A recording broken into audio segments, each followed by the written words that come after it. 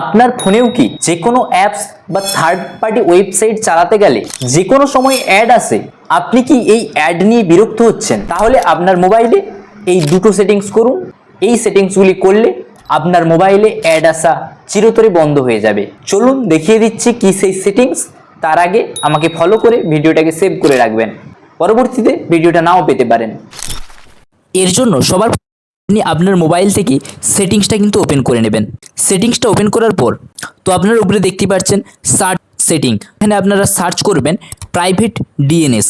আপনি কিন্তু দেখতে পাচ্ছেন এখানে প্রাইভেট ডিএনএস অপশানটা চলে এসেছে। তো সিম্পলি এটার উপরে আপনারা ক্লিক করবেন। এদিকে আসলে আপনারা দেখতে পারবেন প্রাইভেট ডিএনএস বলে একটা অপশান আছে। তো সিম্পলি এটার উপরে ক্লিক করার পরে নিচের দিকে অপশানটা দেখতে পাচ্ছেন private DNS provide host name, এই অপশানটাতে আপনারা ক্লিক করবেন। যদি আপনাদের এখানে যদি অন্য কোনো অপশানে ক্লিক থাকে তো সিম্পলি আপনারা এই অপশানটাতে ক্লিক করবেন।